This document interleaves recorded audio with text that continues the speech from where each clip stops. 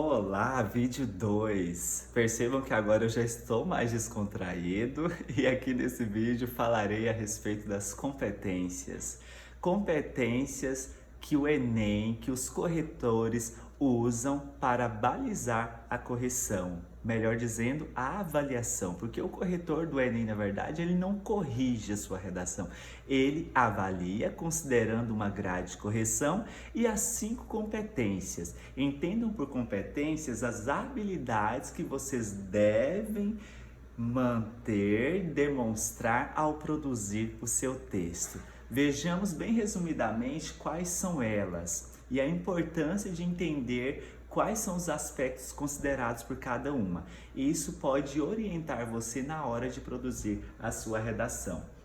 Vejamos aqui que essas competências dividem-se em 5, cada uma delas tem critérios de avaliação específicos, né? Vão explorar habilidades suas que são diferentes.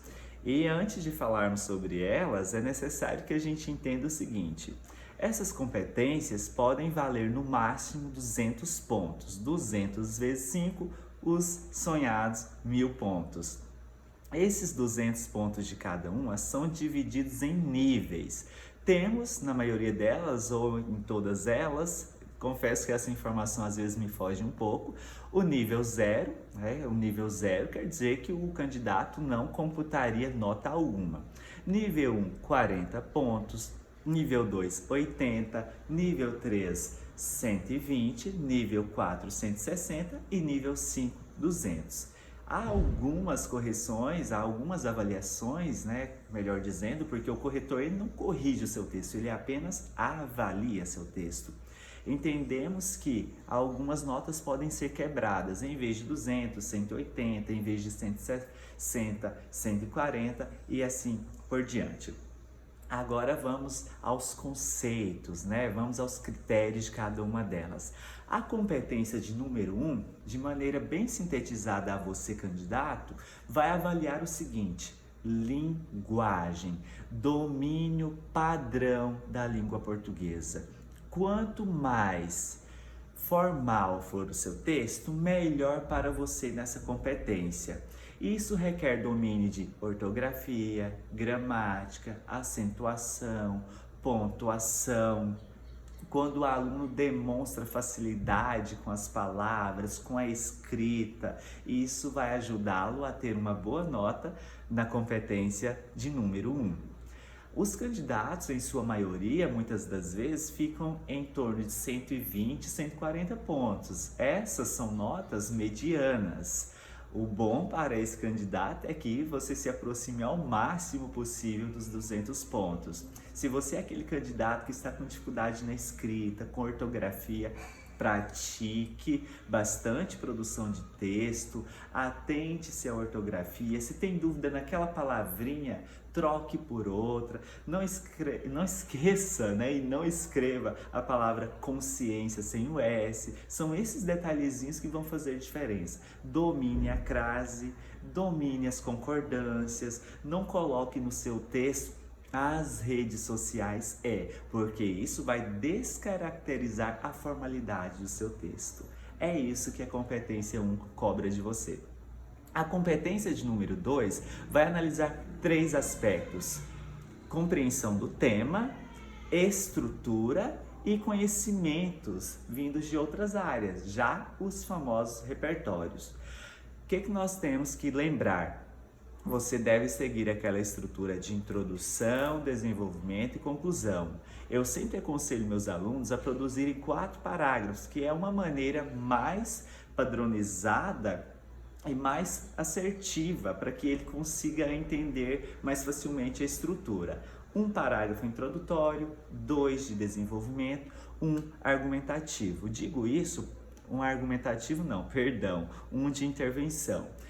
Digo isso porque alguns candidatos às vezes ousam produzir 5 parágrafos. Para você que tem dificuldade com a estrutura, é melhor que você fique mesmo dentro da caixinha dos 4 parágrafos. Isso vai tornar mais fácil o seu trabalho. E não esqueça de obedecer, então, àquela estrutura que o Enem exige de você. Se você deixa de, por exemplo, escrever um parágrafo argumentativo, isso vai descaracterizar, isso vai diminuir a sua nota. Professor, o tema tem a ver com bullying. Ah, mas eu escrevi sobre violência urbana. Isso pode configurar, inclusive, fuga ao tema e você ter a sua redação com conceito zero ou nenhum conceito. Então tome cuidado com isso. E já nessa competência é aquele momento que o corretor vai avaliar se você já trouxe informações, conhecimentos externos. Esses conhecimentos externos vão ser mais cobrados ainda na competência 3.